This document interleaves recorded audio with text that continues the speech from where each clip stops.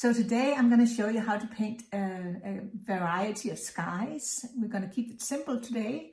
We're concentrating on the skies, and then I'm going to show you how to paint some different little landscapes that are very simple on top of the skies that we create. And grab your materials. I'm going to go over them in the next chapter here, and then we can get started. So the materials we're going to be using is, of course, watercolor paper, our palette and paints, 2 jars of water. We're going to use some tissue, Kleenex. We're going to use our spray bottles, preferably if you have one that does misting, and then those are the ones that you can get anywhere. And then if you have a spray bottle that'll do kind of like a dot pattern, it's always helpful. We might use some salt. We might use some masking fluid. We might use some white paint of some sort. I have this one here, that's Aquacover by Creative Marks. That's called liquid watercolor paper, and it's designed to cover Arches bright white paper, which is what I paint on. But don't worry about it, any kind of a white watercolor paint you have, or gouache, or water soluble ink, or if you don't have any, that's also fine, because you can get the same result or similar result with using the masking fluid. And then we are going to use Mr. Clean Magic Eraser. If you have that lying around in your watercolor tool, or maybe out in your cleaning supplies, we might use that for lifting out some clouds or softening some edges. And you can also use, instead, you can also use some cotton pads. Like a lot of you ladies, you probably have that maybe in your bathroom for, you use them for taking off makeup and stuff like that. You could actually also use just a little sponge. So there's many ways of using different tools. And a toothbrush for splattering might come in handy. Old toothbrush, not the one you brush your teeth with. Just being funny here. We might use some credit cards or plastic cards or room keys or whatever you have, or a palette knife. These two things, they do basically the same. It's if we're going to scrape out something maybe in the foreground. So it's not so much for the sky, it's just if we want to put a little foreground on, then these here would come in handy. We could also think of using a white gel pen. And we have our brushes here. I'm going to use a couple of these big ones just to get the water on, whatever you have. And here's my big number 30 round. I have a number 12 and a number 8 round. And then I have my usual dagger brush. And then I have a rigger brush. I don't know, that's again would probably be more for the foreground. And then I have this stiff hog hair brush. It's actually one of Sterling Edwards' brushes. If you've seen any of my other watercolor videos, you might have seen me use this brush or go over this brush. It has stiff hog hair, so they're very stiff, so that is also great for splattering. And it can also be used to lift out and softening edges with. So I grabbed that one since I have it. And then we might need an X-Acto knife. But a lot of this is, it's not necessary. I just want to show you how I can use all these different tools to create different effects in the sky. One more thing that we will be using is a stencil like this, a circle inking template. I got it at one of the office supply stores. So we're going to use that to lift out a moon. So grab your stuff and let's get started. So let's grab a piece of watercolor paper, and actually I didn't mention that in my materials. I'm actually using the back sides of old watercolor paintings. And if you have some old paintings where the back side is fairly clean, you can see there's a little bit, paint from the front on the back side here, but I'm not going to worry about that because I think this is a wonderful exercise, especially for those of you that are fairly new to watercolor. That way, I think you know, if you use the backside of an old painting, I think that might free you up so you don't feel so precious about your paper. So I have a bunch that I cut up to the size 8 by 10 because that fits into a standard matte frame that's 11 by 14. I always try to paint standard sizes because every time I paint on an odd size, it turns out to be, you know, looking great. And then when I go to get it framed, it's, you know, way too expensive because I have then I have to have it custom made. So let's get started. So the first one I wanted to show you is just a beautiful blue sky. And let's get our paints out for that. Now I have cobalt blue on my palette, so that's the blue that I usually use for skies. Usually I tone it a little bit with another blue because, I mean, cobalt blue is not really, depends on where you live. But I don't think it's the best, you know, color for a blue sky. If you just use it like this, it all depends again, you know, where in the world you live and what kind of a day it is and stuff. But I usually like to mix it up with another blue, and then this time I think sometimes I do it with the Antwerp blue, and this time I think I'm gonna go in because I want like a really bright summer sky and get some of that peacock blue over here, and then that way I can kind of mix them and get a little bit of a variety in my blue for the sky. And then one other color I'm going to get out here for a clean blue sky is this time I'm going to get a tiny bit of the quinacridone gold out, because sometimes, you know, down by the horizon line there is almost there's like a warm glow, so I wanted to try and do that. And rinsed out my brush, and now I'm going to take one of my bigger brushes. I'm just going to go with this one. This is a new brush, I haven't used it yet. It's a 3/4 inch dagger brush from Rosemary and Company. I bought it last year and it was kind of pricey. It's natural hair, so they will hold a lot of water, so I thought, heck, I bought that brush so long time ago and now I've never used it. It's ridiculous. That's one of those things when you're a watercolorist. I mean, we really do not need all this equipment that we buy, but it's just kind of fun. I don't know. It's a sickness. So I'm taking care to wet my paper really well, and you can see I'm painting on 300 pound here, so it's a very thick watercolor paper. If you're painting on a 140 pound, you will probably have even more of this buckling going on. Can you see how it kind of buckles up? And that can be really annoying. So what you can do is you can just spray the backside with a little bit of water, and then it'll relax. And that way you can get your watercolor to lay flat for you. I'm going to spray a little bit more. And just give it a little time to just kind of relax. It relaxes the fibers, that way, you know, the front and the back are equally damp. And the fibers, they get bigger when they soak up all that water. See how nice it's, and now it lays flat. Perfect. And it also stays wet longer that way. So it's a win-win. Okay, so I'm going to go into my blue, and I'm just going to get some of that blue on up here. And then I'm just going to move down. And the thing about the sky is, up here at the top of the sky, at the top of the paper, it's darker blue, and then it gets lighter as it comes down towards the horizon. So I'm going to give it a little bit more up there. And you can see how, you know, I can just drag my brush. And you want to get all this done while it's still damp. And then I'm going to go in and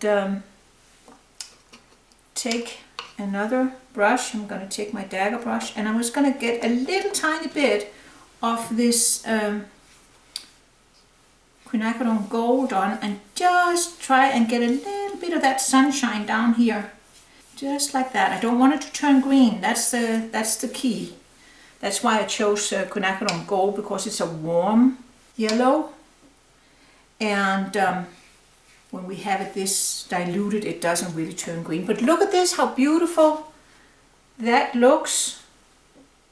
I think we can live with that. So here you can see the sky that we painted with a lovely warm glow at the bottom. And now I might destroy the whole thing, who knows, but we're just gonna be experimental. And what I have here is just 3 different colors straight out of the tube. I have purple magenta, I have indanthrone blue, and I have a burnt sienna from brand of watercolors that are from Poland. And I would suggest, try out some of those colors that maybe you have lying around that you don't use that often for this kind of a thing. It's really fun. And I'm just going to spritz on in my dot bottle some water. Here and there and here. And I don't know if you can see it. Kind of like that. Totally random. I'm going to grab my palette knife and I'm going to just dab it into those 3 colors, load it up kind of on the edges like that. And then I'm going to go in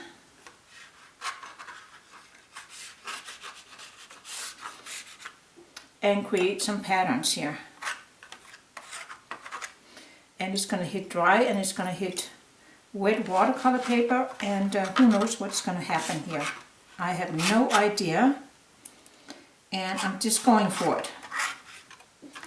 Just creating some patterns, and just load it up with some more paint. And I want to create some shapes like this. Could be some trees.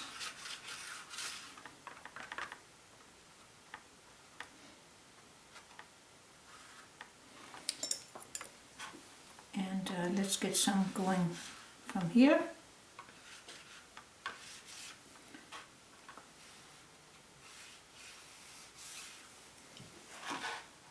That looks fun. That's what it's all about, folks, fun. And then I'm going to get a little bit more of that magenta.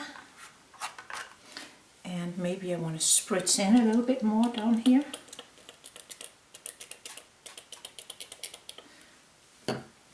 Let's get a little bit more of that magenta.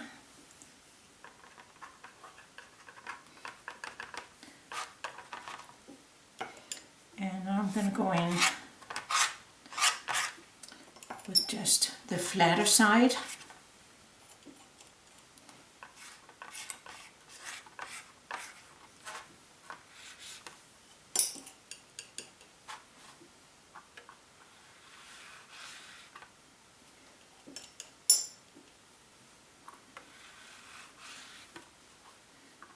And I'm just having fun. Not taking this too seriously. I want that to go all the way out. And I want these here to come from down here.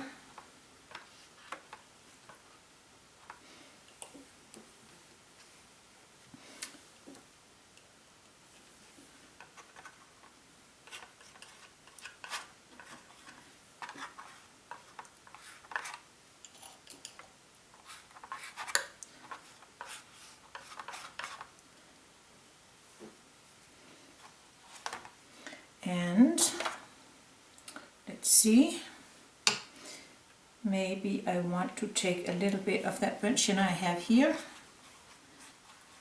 in my, I just want to have not so much white down here at the bottom. I just want to neutralize that a little bit, just, and at the edges here.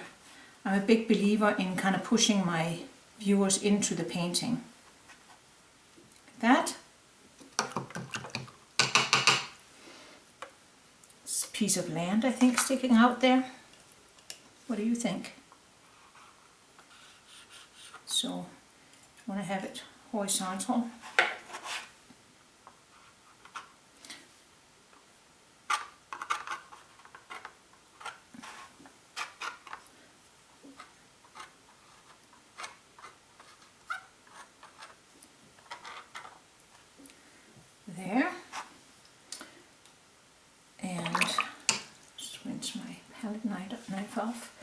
And I think I might want to go in with my credit card here and load that up. And then I want to go and kind of build on this shape I have here. That's a tree that's coming all the way from down here, there. Can you see that? And I want to do the same with this one over here. Comes from down here, that's why it's, you know, bigger.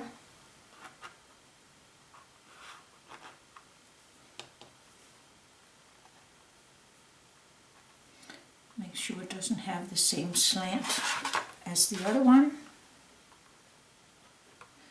A little bit from the other side, make the trunk a little thicker. So it could possibly be some aspen trees. It's totally possible. Let me see if I can scrape in here and get a few little textures, like aspen tree textures here. And then there could be another one coming out. A little bit like that.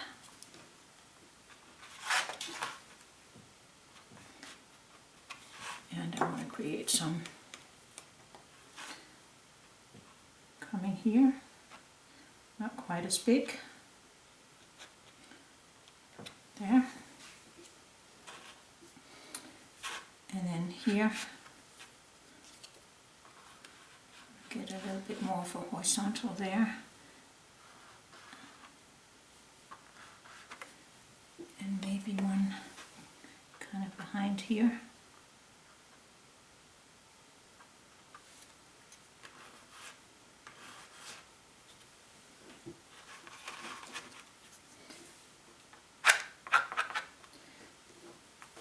Scrape out a few rocks, that's always good.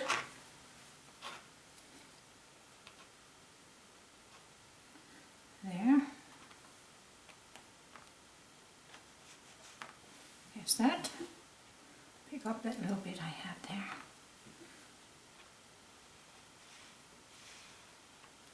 Okay. And let's see if I dip that in a little bit of water, what would happen?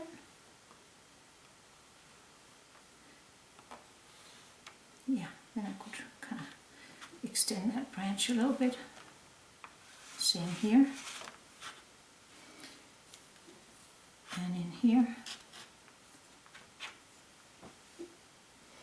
Rinse that out. And I think I might want to go in with my little rigger brush. Grab that up. First of all, I want to get a little bit that warm color here. And then I'm going to dip into this dark color I have here. And I'm going to pick up some of these shapes.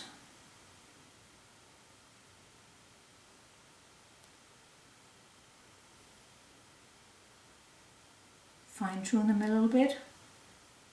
This one can come from down here. And I want to make sure that I don't overdo it. This is an abstracted landscape. And I'm just having fun with those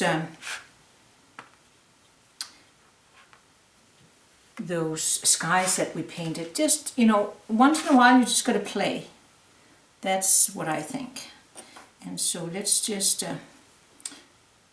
see if we can put a little bit more of that purpley color in and see if we can create some little wildflowers possibly. Here and there. Just let the water take it.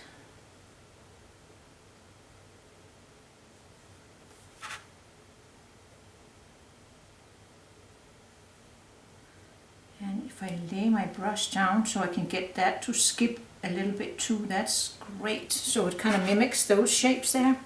I like that idea. Just a little bit more there. And maybe we can pull this one down.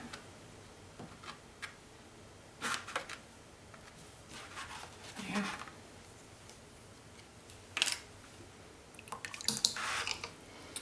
And I'm going to go in, splatter a little bit of water.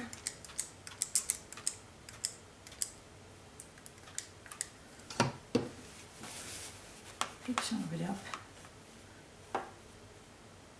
There.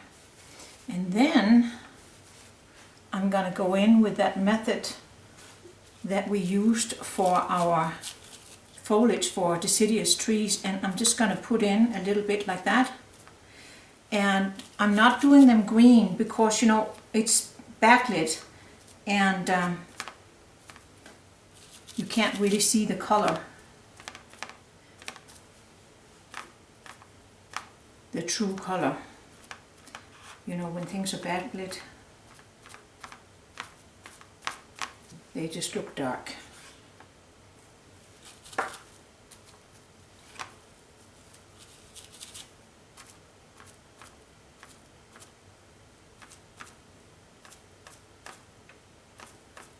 And I think that's pretty much all I'm going to do to this one.